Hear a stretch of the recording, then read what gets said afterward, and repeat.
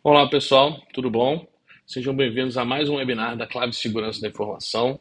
Meu nome é Rafael, sou um dos fundadores aqui da Claves. Hoje eu atuo como executivo de vendas e executivo de novos negócios. A ideia é a gente falar um pouquinho sobre como que o teste de invasão pode contribuir para a elevação do nível de maturidade do seu programa de gestão de vulnerabilidade. A Clave já atua há 20 anos aí no mercado de segurança da informação no Brasil.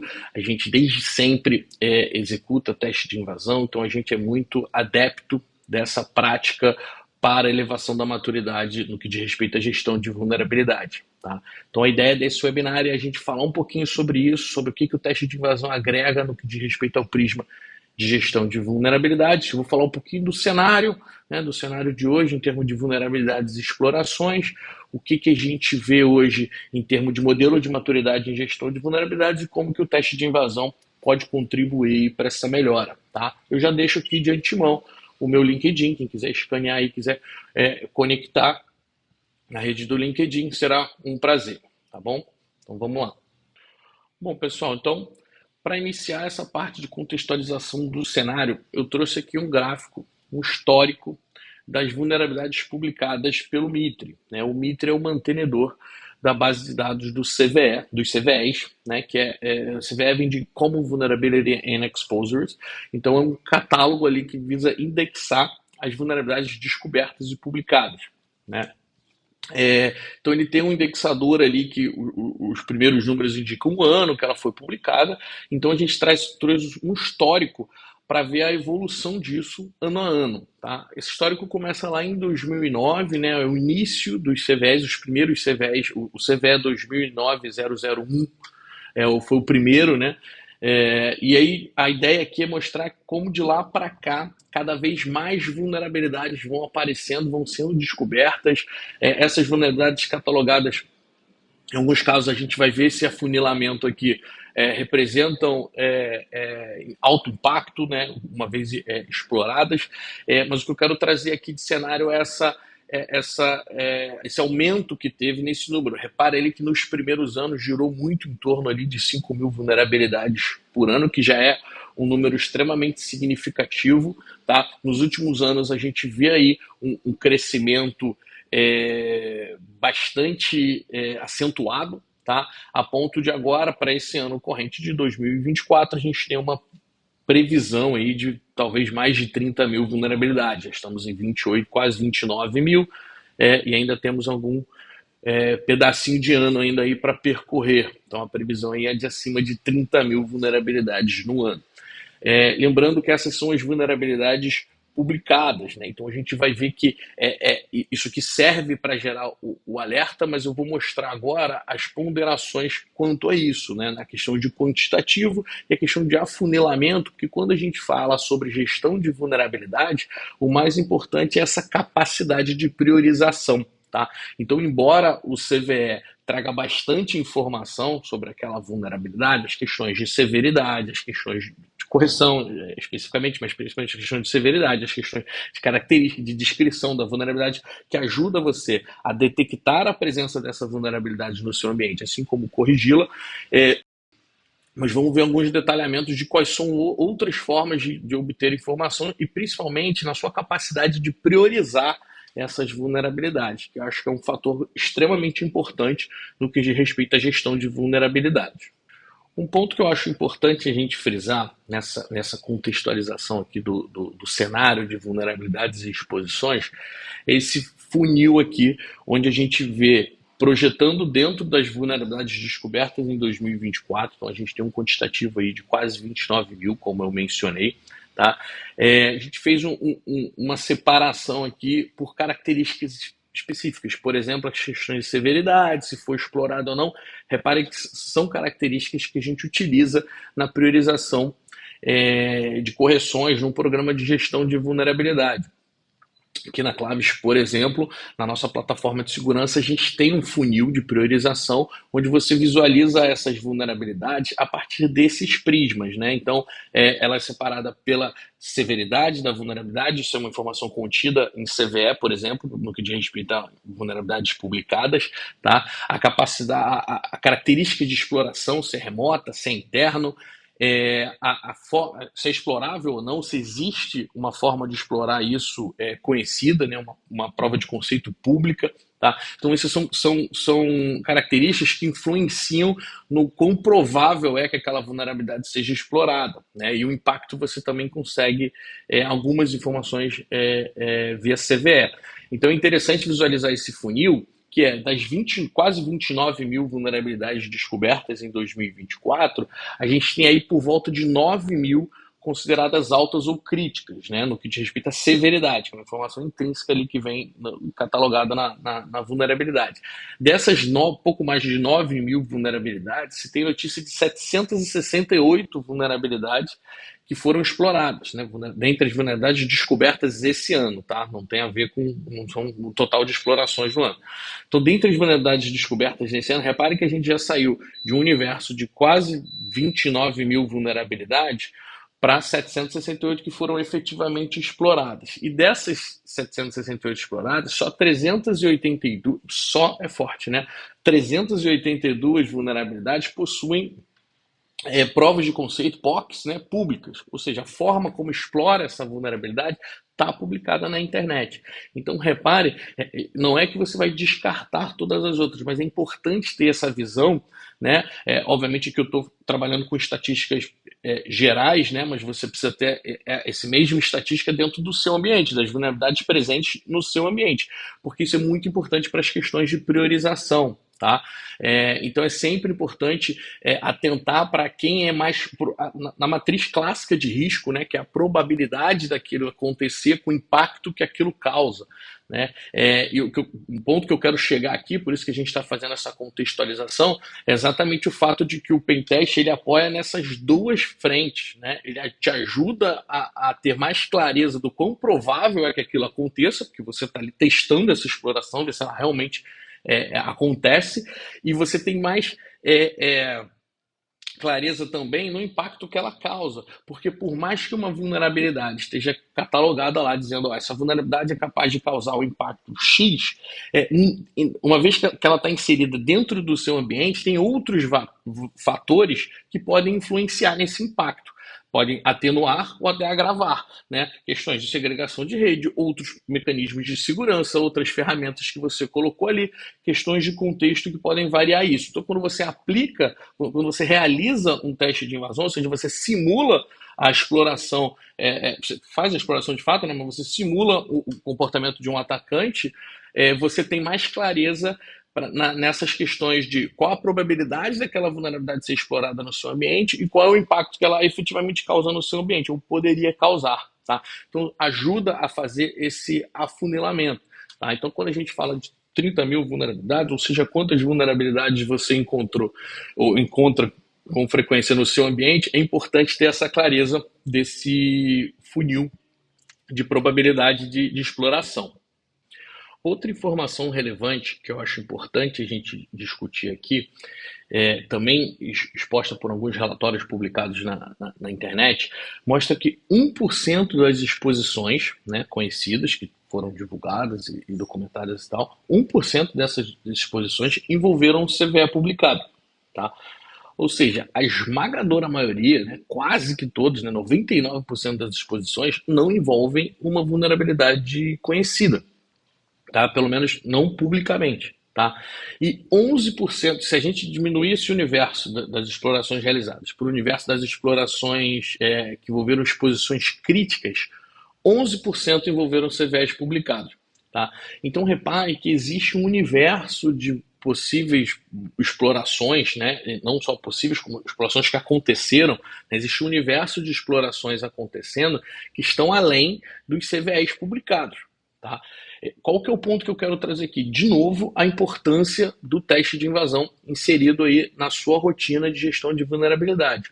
Porque é muito interessante você, uma vez que existe um catálogo de vulnerabilidade, você bater ali as características e ver o que tem, né? É o que a maioria das ferramentas de varredura faz, enfim, é a forma talvez mais trivial de se identificar vulnerabilidade, mas é importante o teste de invasão, como ele simula a conduta de um atacante, ele visa identificar vulnerabilidades que são específicas do seu ambiente, não são necessariamente vulnerabilidades publicadas, vulnerabilidades conhecidas. A ideia do teste de invasão não é repetir processos já documentados, e sim simular uma dedicação maior do atacante e assim acabar encontrando ataques um tanto quanto mais sofisticados, vulnerabilidades mais complexas de explorar, mas também situações onde são muito peculiares do seu ambiente. Então são vulnerabilidades que não serão publicados ou que não estão publicados, mas que estão presentes ali no seu ambiente. Então, por mais que se faça verificações, varreduras atividades desse tipo, é importante ter essa noção de que existe um universo aí de explorações acontecendo que não necessariamente estão vinculados a vulnerabilidades conhecidas e publicadas. Então, mais um motivo para fortalecer a ideia de... Repare que não é uma substituição de atividade, né? O teste de invasão ele aumenta o nível de maturidade do seu programa de gestão de vulnerabilidade. Então é importante que se tenha outras atividades, a parte de varreduras, a parte de baselines de segurança, toda a parte de hardening, fazer diversos tipos de assessment. Então, todos esses mecanismos vão identificar a vulnerabilidade. E a ideia, inclusive, é que todo esse mecanismo funcionando, você tenha uma certa facilidade, entre aspas, né, mas uma certa capacidade de identificar a vulnerabilidade para que você consiga dedicar o teste de invasão a atividades mais sofisticadas, a vulnerabilidades não tão triviais, a especificações, a atividades mais específicas do seu ambiente, características mais específicas do seu ambiente e principalmente visando profundidade, né? Ter uma clareza do impacto, da capacidade de impacto que cada exploração teria. E dado esse cenário, é importante a gente posicionar aqui o que seria um modelo de maturidade em gestão de vulnerabilidade. Tá? Então reparem que a gente colocando aqui do nível 0 ao nível 5, né, são diferentes approaches ali no que diz respeito à gestão de vulnerabilidade. Eles vão se acumulando, né, são camadas, vai aumentando esse nível de maturidade. Então, o nível 0, obviamente, é a inexistência desse programa de gestão de vulnerabilidade. Você não faz nenhum tipo de atividade, você não faz nenhuma ação ativa visando detectar vulnerabilidade. Tá? O primeiro nível, assim, o primeiro passo que você dá em direção a um programa de gestão de vulnerabilidade, geralmente são as varreduras automáticas, né? Vale frisar que a varredura automática por si só não se caracteriza como um programa de gestão de vulnerabilidade, é uma varredura pura e simplesmente, né? Mas a partir dela você consegue fazer um programa de gestão de vulnerabilidade, mesmo que ainda não tão maduro assim. Por que eu estou falando dessa diferença? Porque a detecção da vulnerabilidade não é o objetivo final de um programa de gestão de vulnerabilidade. O programa de gestão de vulnerabilidade visa corrigi-las, né? Gerenciá-las, né? Mas sempre na intenção de corrigi-las ou pelo menos mitigá-las. Então, quando você fala de varredura automática, eu estou falando disso inserido num contexto de gestão mesmo. A varredura acontece periodicamente, você tem uma análise da visibilidade dessa varredura, ela está pegando todo o parque, você consegue, dentro dessa varredura, identificar ali quais são os ativos, quem são os responsáveis, enfim, desdobrar ali o tratamento disso, né? Uma vez que você fez uma varredura num ativo X e esse ativo encontrou as vulnerabilidades, você consegue, dado uma vulnerabilidade crítica, reportar para quem corrige, fazer esse acompanhamento, validar se ela foi corrigida. Então a varredura ela é talvez o item de detecção, mas ela é inserida num escopo de gestão de vulnerabilidade. Tá? Esse seria o primeiro nível ali de maturidade desse programa de gestão de vulnerabilidade.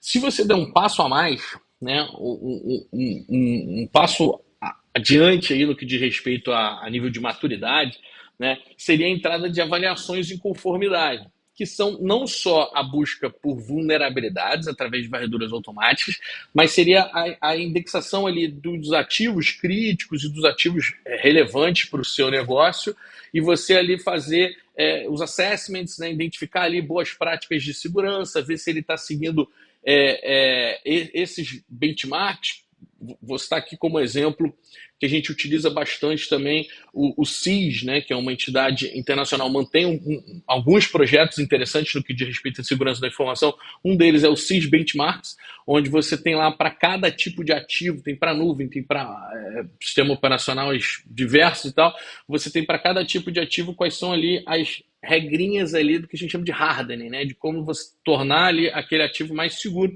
através de algumas configurações, alguns ajustes que você faz. Então, você buscar esses assessments, buscar estar adequado a esses benchmarks de mercado, é o que a gente chama de nível 2, aí, que é a parte de avaliações e conformidade. Né? Então, você garantir que não só vou dar um exemplo, tá? Mas, por exemplo, uma vulnerabilidade é você ter um serviço específico que possui uma vulnerabilidade de um exploit público. Mas na avaliação você pegaria coisas como a política de senha daquele serviço de acesso remoto. Quando eu digo política, não estou falando necessariamente do documento, estou falando da implementação mesmo. Quanto que aquele serviço consegue restringir um usuário de criar uma senha fraca ou de usar um comportamento frágil de autenticação. Então, essas condutas técnicas ali dos serviços, a gente pega nessas avaliações e nessas análises de conformidade com esses benchmarks. Tá? Então, é muito interessante, é um passo bastante significativo essa evolução do 1 para o 2. Obviamente, eu não vou comentar aqui o quão significativo é você sair do 0 para o 1, né? Porque isso é óbvio, mas do 1 para o 2, sair da varredura automática para essa parte de hardening, você também tem um ganho extremamente significativo no que diz respeito à maturidade. Tá? Avançando mais ainda, indo para o nível 3, já é uma parte mais gerencial dessa parte de gestão de vulnerabilidade, que é a sua capacidade de análise e priorização. Repare que quando você está focando ali, eu comentei lá no nível 1, a parte de visibilidade, né? De você ter a certeza que todos os seus ativos relevantes estão contemplados pelo seu programa de vulnerabilidade, que você não tem nenhuma área de sombra e etc. Então aqui a gente, e que a ferramenta que você está utilizando tem um baseline interessante de vulnerabilidades, enfim, aqui você está focando muito em detecção, ou seja, se existe uma vulnerabilidade conhecida, eu quero saber se ela está no meu ambiente. Quando a gente chega no nível 3, a gente já está colocando também um prisma de capacidade de priorização. A nossa capacidade de análise e priorização dessas vulnerabilidades. Por que isso? Lembra lá quando eu mostrei o cenário, né? Existe aquele funil, então você, de repente, num mar de 30 mil vulnerabilidades, por onde que você começa? Né? 30 mil são todas de 2024, né? Eu estou trazendo só para mostrar o exemplo. Mas seja lá quantas você encontrou no seu ambiente, por onde que você começa? Então, a sua capacidade de análise e priorização, ela vai muito dessa ideia de você conseguir, da sua capacidade de conseguir mapear informações, principalmente do ativo. Né? Então, a capacidade de priorização, ela vai da clareza que você tem sobre probabilidade de exploração e o impacto causado, lembra que eu mencionei isso, que o Pentest ajuda isso? Na clareza que você tem da função e da importância de determinados ativos para o seu negócio, né? Então, quão crítico é aquele ativo? Repare que 2 vulnerabilidades encontradas de igual severidade, ou seja, em termos de documentação da vulnerabilidade, elas possuem a mesma capacidade de dano. Tá? Imagina que essas 2 vulnerabilidades estão em 2 ativos diferentes. A criticidade desses ativos é extremamente relevante no que diz respeito à priorização. Pode ser um ativo extremamente importante para o seu business, e dado que o impacto por exemplo, vazamento de informação, difere se é um ativo que não tem informação relevante e um outro ativo que tem informações relevantes, dados particulares, dados privados ali, de dados sensíveis de usuário. Tá? Então, a função e a criticidade do ativo também influenciam. Então, essa capacidade de análise, de dado uma base de vulnerabilidades encontradas, você conseguir ter clareza na probabilidade, no impacto causado, não só no impacto causado que é característico daquela vulnerabilidade, mas no teu cenário, no cenário do teu ambiente, quanto de impacto que é possível alcançar com a exploração daquela vulnerabilidade. Então, essa capacidade de análise e priorização é muito importante. É um nível já acima de maturidade no seu programa de gestão de vulnerabilidade. Subindo ainda mais um degrau, a gente chega no nível 4, onde a gente começa a falar de superfície de ataque, que é esse entendimento de, beleza, aqui no meu parque está tudo cercado, estou mapeando todos os ativos, detectando vulnerabilidades, estou testando e etc. Mas essa visão do quão exposto você está, em termos de superfície, seja ativos expostos, informações expostas, serviços expostos, seja lá toda e qualquer informação contida na internet que possa ser utilizada contra você. É isso que você mapeia numa superfície de ataque. Tá? Então, esse gerenciamento é muito importante, principalmente para os nichos de negócio que são intrínsecos de presença digital, que precisam dessa presença na internet. Eles costumam ter uma superfície de ataque mais expandida. Tá? Então, é preciso gerenciá-la. Tá? E o nível 5, que é onde todo mundo quer chegar, é quando você consegue ter essas informações de business que eu falei, da importância, da criticidade daquele ativo para o business, não só de um ativo especificamente, mas de um serviço, seja lá qual o alvo ali daquele teste, para o negócio. Então você consegue fazer diferenciar, né, vulnerabilidade, até traduzi-las em perdas financeiras, né? Qual o potencial de perda financeira para essa vulnerabilidade, né? Mapeando questões como reputação, downtime, né? Foi uma vulnerabilidade que compromete a minha operação, vou ter que ficar um tempo corrigindo essa vulnerabilidade, quanto isso custa para mim, né? Então, traduzir todos os possíveis impactos causados para uma linguagem de negócio, para você conseguir ter essa visão bem orientada ao negócio, é o objetivo final desse modelo de maturidade em gestão de vulnerabilidade. Tá? E um ponto que eu quero trazer aqui, por isso que eu trouxe esse modelo, é que repare que tirando o nível 1 para baixo, do 2 para cima, justifica-se a presença do teste de invasão. Tá? Lá no Avaliações e Conformidades, né, quando eu falei conformidades, vale frisar, eu citei mais o benchmarks aqui, que são conformidades de configurações e tal, mas são conformidades também de normas e referências que exigem que você tenha um programa de gestão de vulnerabilidade. Né? Então, você vai ver padrões aí, eu vou citar alguns aqui, inclusive, que justificam o teste de invasão especificamente, mas no que diz respeito a programa de gestão de vulnerabilidade, você tem padrões aí que exigem até a periodicidade do scan automático que você tem que fazer, a periodicidade que você tem que fazer o teste de invasão. Então, para buscar algum nível de conformidade, seja a benchmark de configurações, seja a normas e padrões de mercado,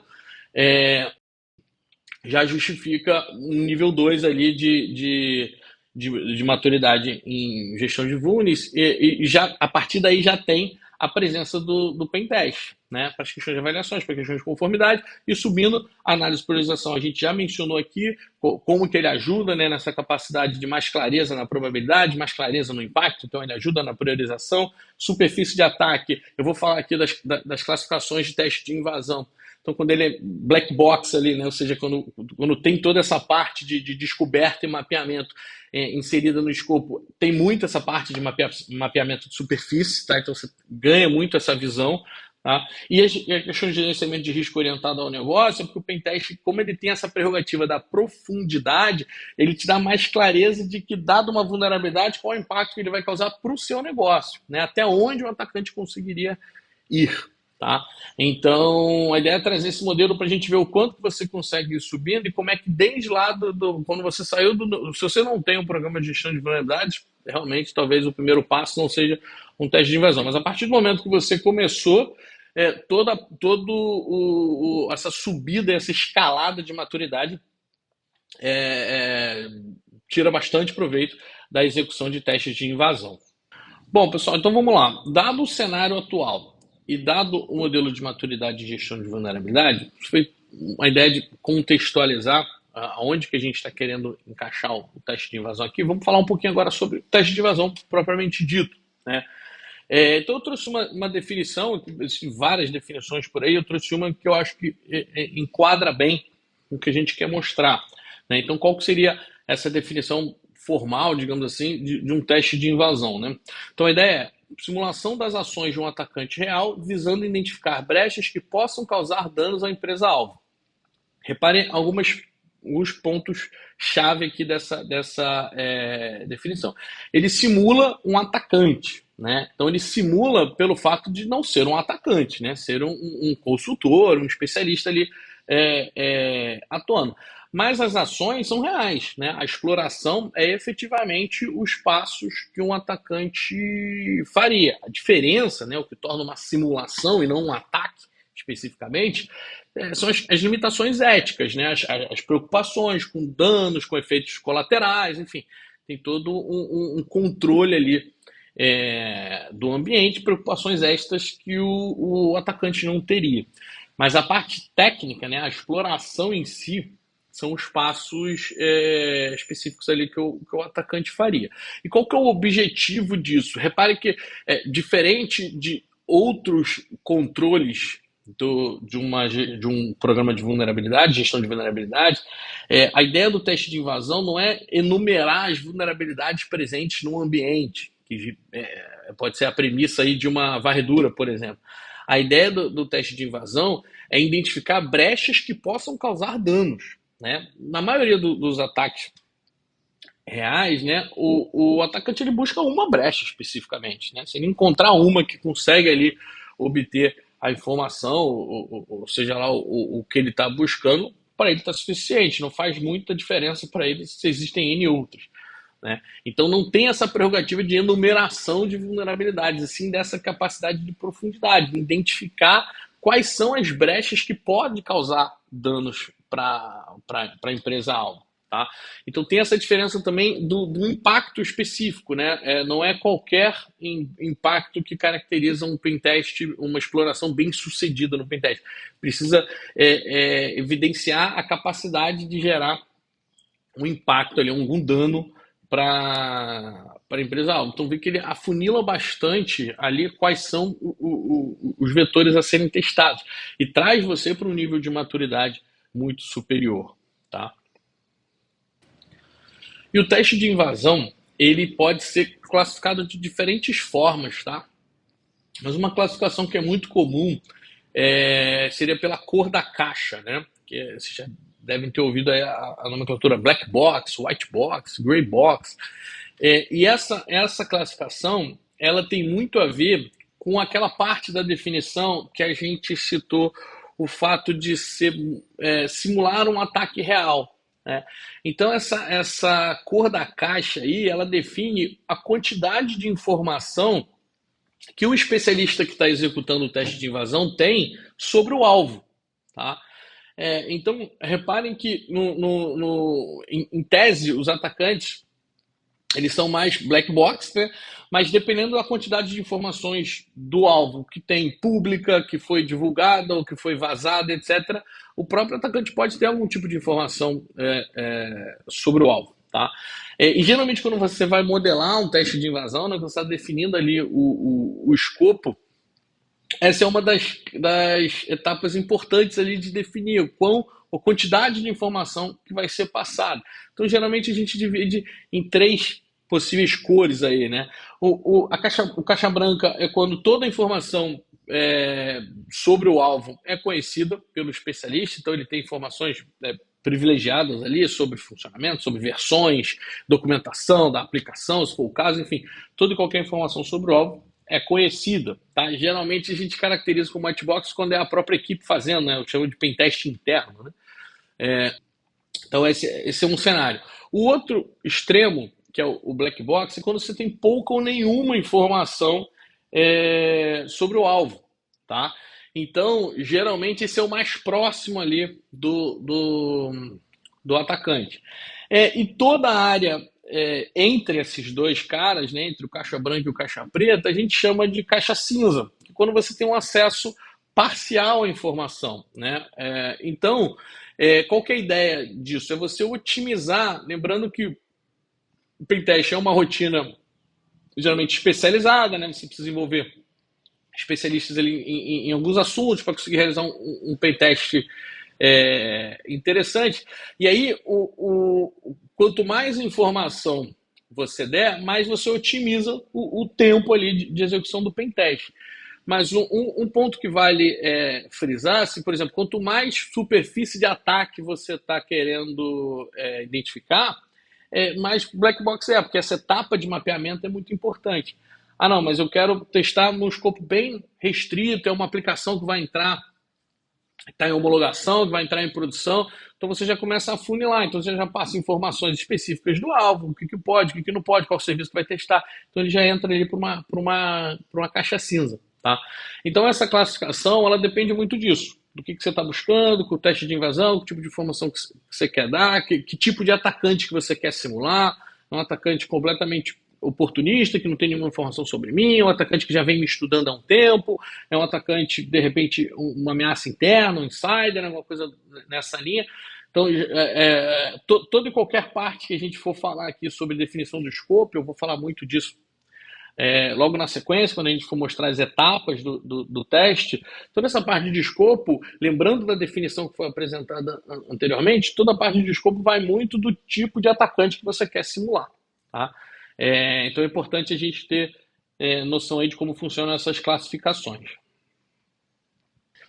Bom, e quais são as etapas de um teste de invasão, né? Um ponto que vale frisar, eu já mencionei lá na parte do modelo de maturidade, quando a gente está falando de varreduras, que a detecção da vulnerabilidade, né, por parte de uma varredura não é o suficiente, né? É o primeiro passo, a partir daí você gerencia essa vulnerabilidade, corrigindo, mitigando, enfim, tomando ali as devidas medidas. O mesmo vale para um teste de invasão. Tá? Então, o efeito, na verdade, positivo do teste de invasão é quando você, uma vez identificadas as vulnerabilidades, você prioriza elas e corrige, né? ou mitiga de alguma forma. Tá? Dito isso, é importante que ele seja feito de forma cíclica, né? E um outro ponto que eu gosto de frisar quando a gente fala de teste de invasão é a questão de que o teste, as vulnerabilidades, de uma maneira geral, tá, elas tendem a ser epidêmicas. Né? Então, a partir do momento que você identifica um determinado vetor, você que eu digo enquanto executando um teste de invasão, né? Você está ali executando um teste de invasão, você identificou um vetor ali com um potencial de impacto e tal. A probabilidade de você encontrar um vetor semelhante ou parecido no mesmo ambiente é altíssima, tá? Porque geralmente as vulnerabilidades elas desencadeiam de falhas de processo. Então é importante que o teste de invasão, uma vez que identificou uma vulnerabilidade, ele pontue o plano de ação disso, né, a correção, tanto de uma forma mais pontual e emergencial, né, como de uma forma mais abrangente, né, e processual. Vou dar um exemplo esdrúxulo, mas só para mostrar esse ponto. Né? Imagina que você identificou uma vulnerabilidade, né, tem todo um vetor lá, conseguiu explorar e tal, e o ponto de origem, né, o vetor de entrada ali que você utilizou para fazer a invasão e os consequentes impactos ali, foi uma vulnerabilidade conhecida, um determinado serviço que está com patch pendente. Existe uma correção para aquela versão de serviço e ela não foi aplicada. Tá? Quando você olha essa vulnerabilidade de uma maneira isolada, qual que é o plano de ação aqui? Aplica o patch. Né? Faz aí seu processo de gmood e corrige.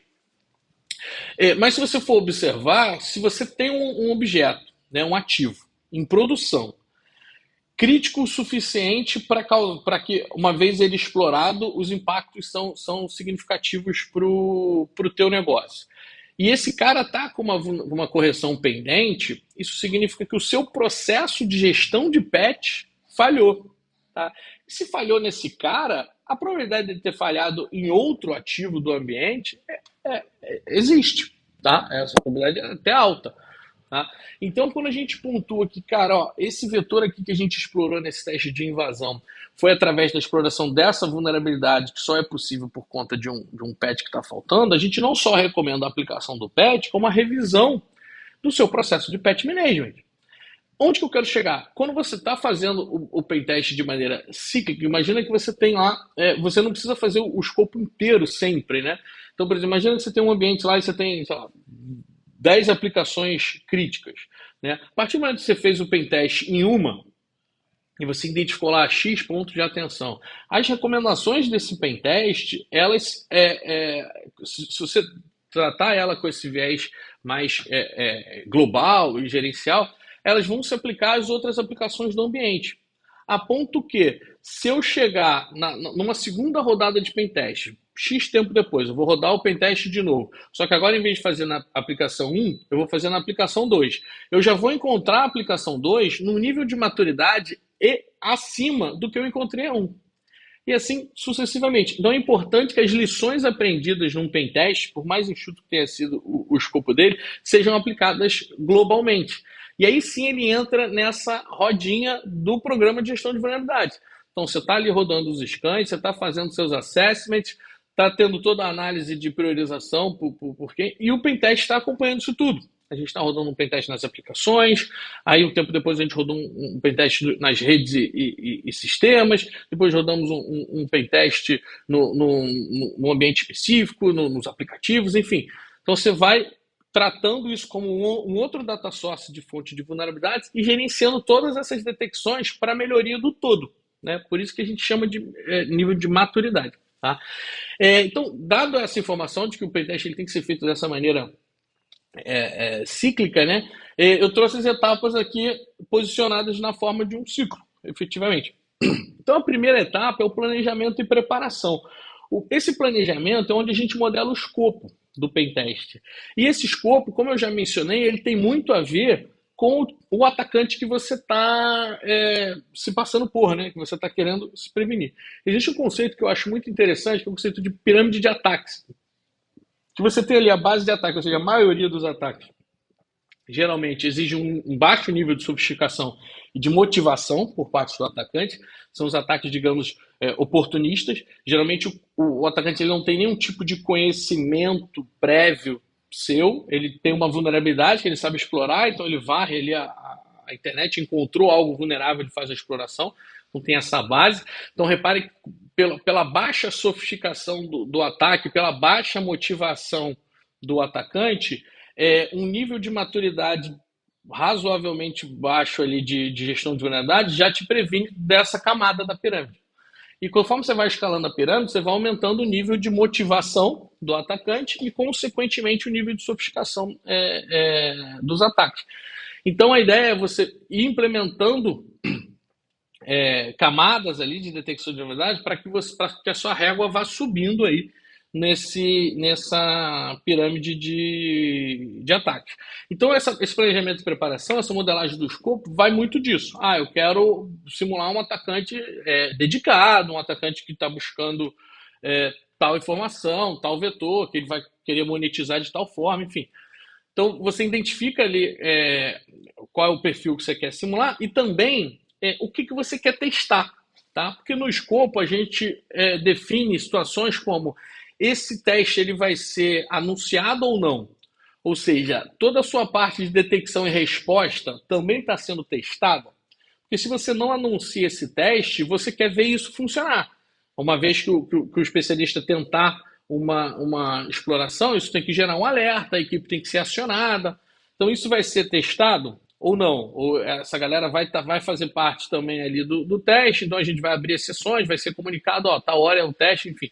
Então, o que vai ser testado dentro os mecanismos de segurança vão estar todos up para você ver eles funcionando, ou você vai criar exceções, enfim.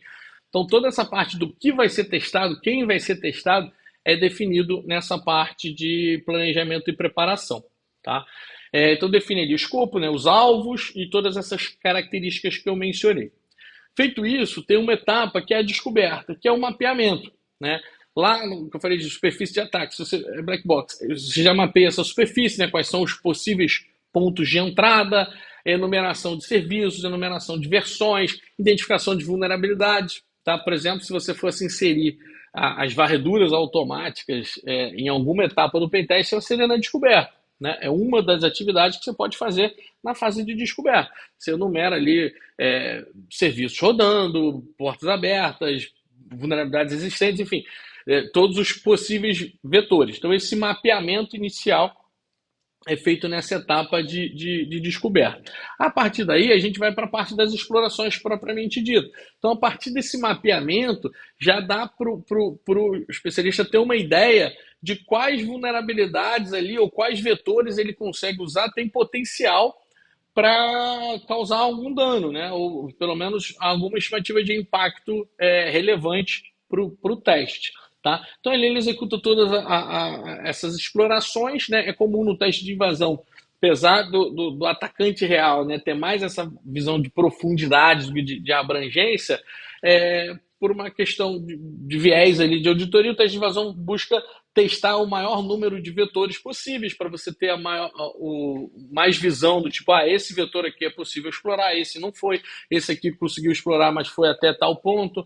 Então, quanto mais vetores você conseguir explorar nessa etapa, mais visibilidade o seu teste de invasão conquista, né, em termos de noção ali de impacto dos vetores e tal. Então, feitas essas questões de exploração, lembrando que não é só rodar a exploração conhecida daquela vulnerabilidade, é ir fazendo os próximos passos ali até conseguir efetivamente um impacto significativo, né, no alvo ali. Após isso, é feita essa parte de documentação, que é onde é mostrado, o vetor foi esse aqui, essa é a evidência de que ele foi explorado, essa é a causa, né? A causa raiz desse vetor funcionar é por causa dessa vulnerabilidade ou dessa falha de configuração, enfim, coloca ali quais são as causas, quais foram os passos feitos para explorar e qual foi o impacto conseguido. Conseguir essa informação, conseguiu manipular tal dado, enfim, seja lá qual for o impacto que aquilo ali causou. Tá? E isso geralmente é apresentado em relatório, apresentação e tal, ou inserido na sua ferramenta de gestão de vulnerabilidades. Por exemplo, como eu mencionei lá no início, na plataforma da Claves, a questão de priorização, ela usa esse viés. É possível explorar? Se você identificou numa varredura, beleza, ela tem um score ali. Se ela foi identificada num pentest e foi explorada, o score dela aumenta. Então ela sobe ou desce, né, depende do prisma, no seu funil de priorização. Tá? Após isso, a questão de limpeza e remediação, só um ponto na questão de exploração, que eu lembrei agora que falei do limpeza. Na questão de exploração, eu mencionei aqui que não é só explorei essa vulnerabilidade, é você ir seguindo o caminho que o atacante faria, né? Então explorou, e aí você vai fazer um movimento lateral, ou elevação de privilégios, enfim, você está buscando uma bandeira lá dentro que você quer alcançar.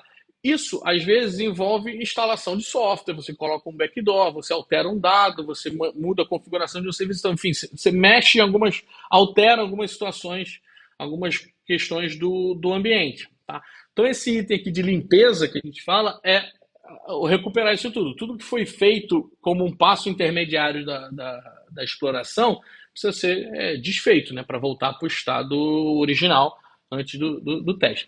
E as efetivas remediações, que são as remediações apontadas lá no relatório, né?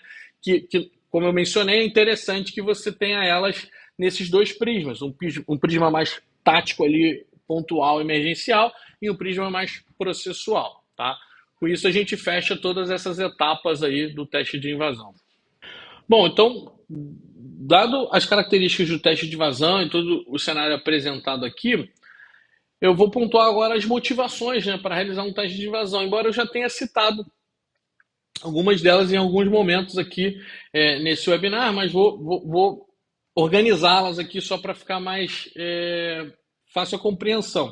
Tá? Então, uma das principais motivações ali do porquê realizar um teste de invasão, identificação e priorização de risco. Tá? Eu já falei isso aqui algumas vezes, mas sempre vale frisar.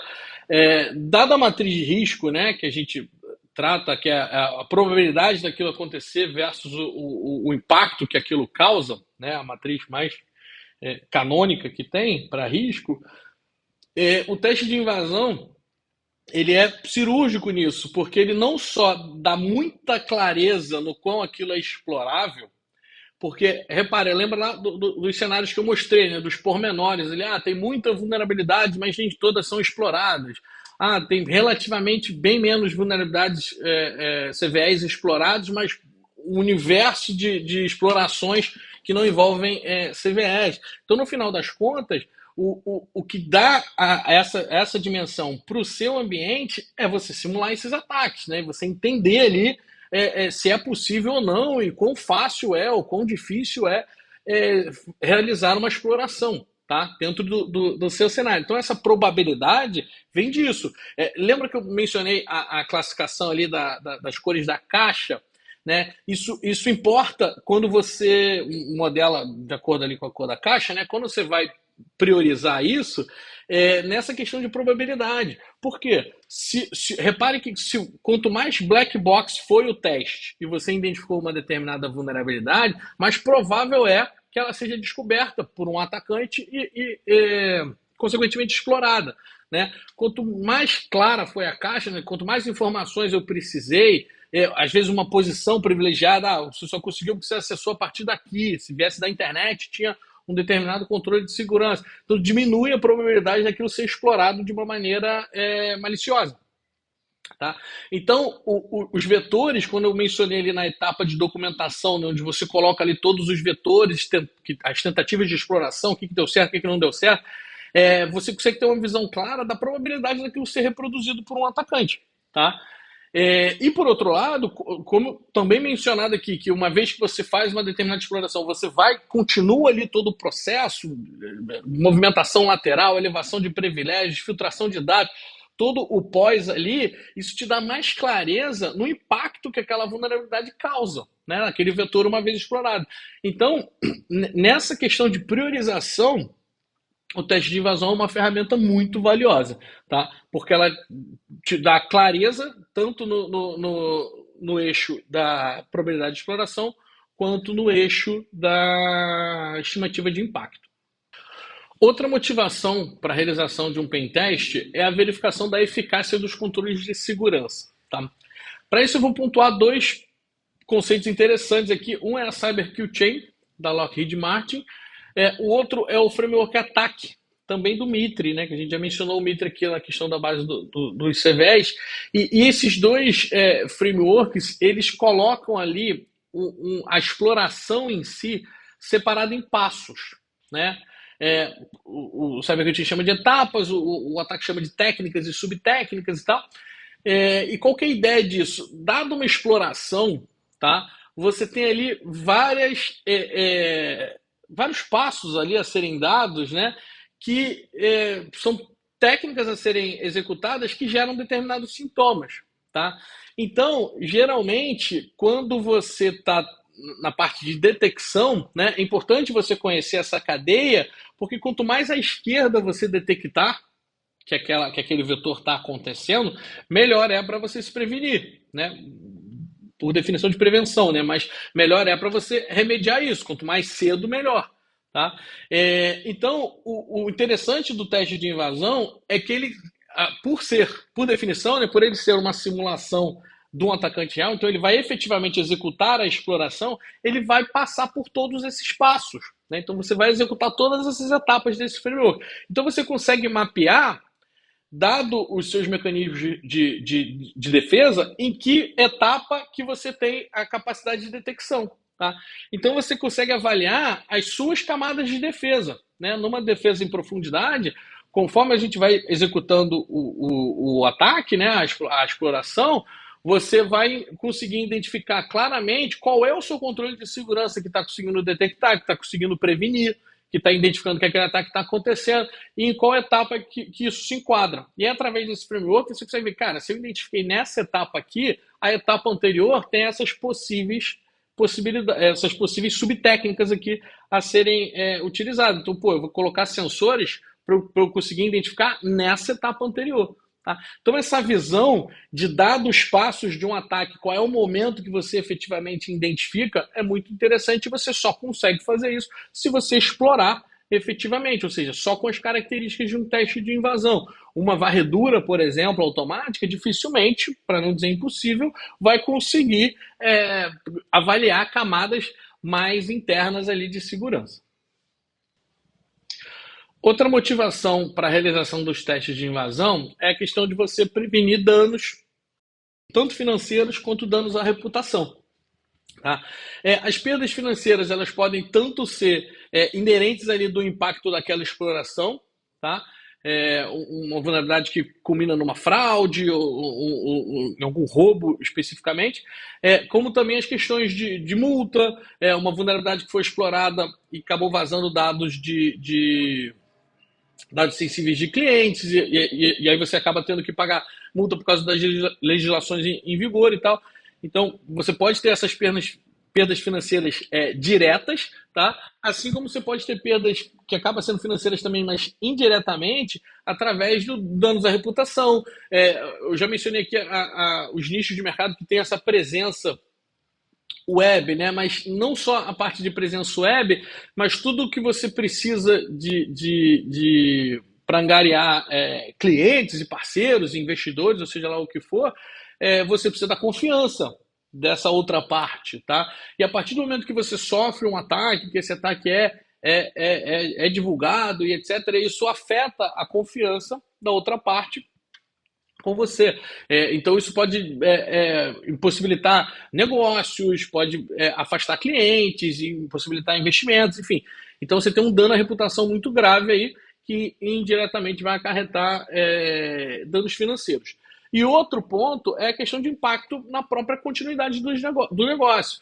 Né? Às vezes o ataque que acontece pode causar uma característica de negação de serviço, né? De você ficar fora do ar por algum motivo, ou às vezes o próprio ataque, por mais que não tenha esse objetivo, acaba deteriorando performance do seu ambiente, ou uma aplicação que você precisa para o seu negócio acaba ficando fora para você precisar fazer as correções ou restabelecer a forma saudável dela. Então, tudo isso impacta na produção, que acaba culminando, mesmo que indiretamente, em perdas financeiras. Né? Então, essa parte da prevenção, no que diz respeito a um teste de invasão, é melhor, mais barato, inclusive, que você descubra, né, através de um especialista ali buscando, do que você descobrir essa vulnerabilidade, alguém descobrir primeiro, né, e você só descobrir que ela existe a partir do momento que ela já foi explorada e já causou um certo dano ali para o seu negócio. Uma última motivação que eu queria trazer para a realização do teste de invasão é a questão de conformidade, tá? Adequação aí a normas ou a referências aí de mercado. Eu trouxe um apanhado delas, né? Só para a gente citar aqui alguns exemplos. Tentei ser o mais eclético possível, então eu trouxe algumas referências de nicho, algumas normas mais gerais e alguns padrões de mercado. Então, por exemplo, o PCI, ele é dali da indústria de cartão de crédito, então, de maneira formal, quem está embaixo ali da chancela do PCI é quem transmite, armazena ou processa dados de cartão de crédito, tá? Ele exige essa conformidade, né? E lá num dos padrões dele, né, que é o DSS, que é o Data Security Standard, ele cita a execução de pentest, ou seja, para você ser PCI Compliance, você precisa executar periodicamente pentest, teste de invasão, tá? A ISO já é mais geral, né? Não é para um nicho de mercado especificamente, mas para quem busca adequação com a ISO 27001 especificamente, ela cita na parte de gestão de vulnerabilidades a execução de testes de invasão, né? De simulações de ataque, de testes e etc.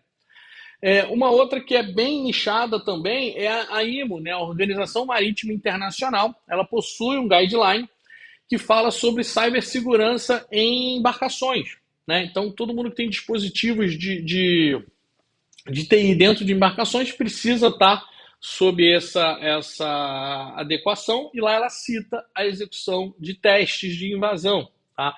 Outros modelos de mercado interessantes citar, o próprio SIS já foi mencionado aqui lá no projeto Benchmarks. Ele tem um outro projeto muito interessante, talvez o mais conhecido dele, que é o SIS Controls, onde tem controles ali de segurança, e um desses controles, ele chama de controles críticos, né, de segurança, um desses controles fala especificamente da execução periódica de testes de invasão. Tá? Então, se você usa o SIS como referência, né, de maturidade e segurança da informação, um dos controles que ele cita ali é a execução de teste de invasão. O NIST cita em alguns frameworks, tá? E ele tem um special publication específico falando sobre como deve ser feito um teste de invasão. Tá?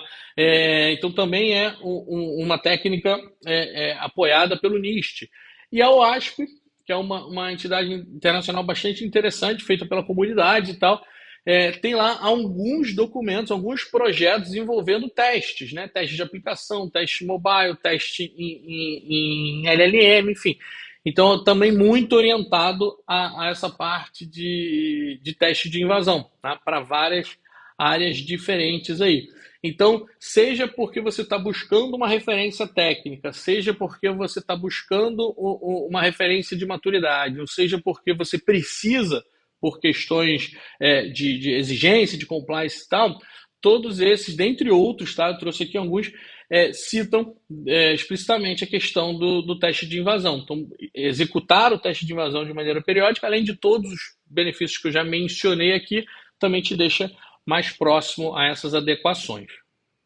Bom, e para concluir, só trazendo alguns highlights aqui do que a gente mencionou durante esse webinar.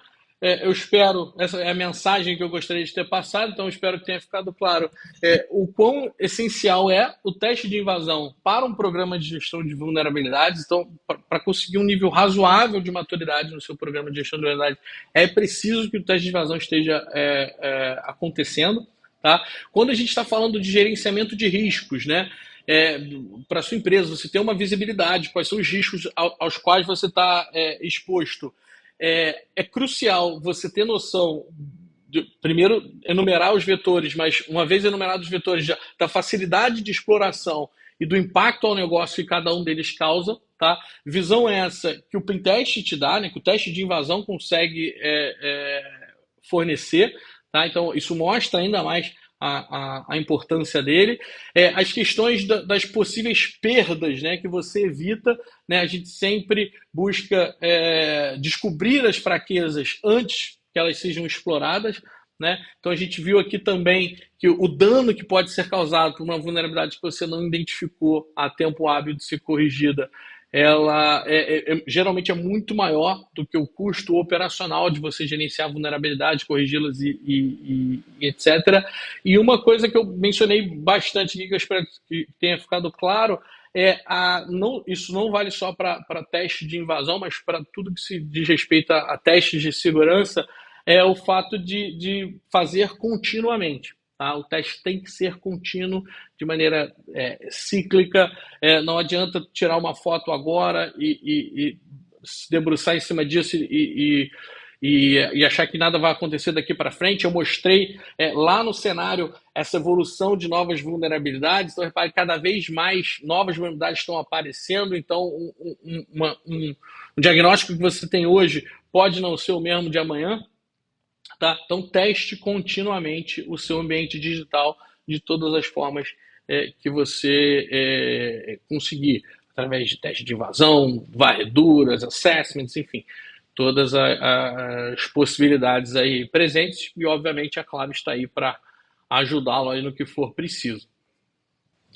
E é isso, pessoal. Muito obrigado. Agradeço de coração a todos que assistiram até aqui esse webinar. É um prazer para mim, é um assunto que eu particularmente gosto bastante, né? Como eu falei aí, nos últimos 20 anos a Claves tem atuado, dentre outras áreas de segurança, especificamente dentro de teste de invasão. Deixo aí meu agradecimento de coração para todos que assistiram. Deixo mais uma vez aí o meu LinkedIn para quem quiser se conectar, e aproveito para deixar também as mídias da Claves. Tá? Tem o nosso canal no YouTube, tem a nossa página no LinkedIn, tem no Instagram, todos eles /Clave Security. Quem quiser entrar em contato também, tem um formulário de contato em nosso site. A gente está sempre aí para ajudar todos aí a elevar a maturidade de segurança da informação. Tá ok, pessoal? Muito obrigado e até a próxima.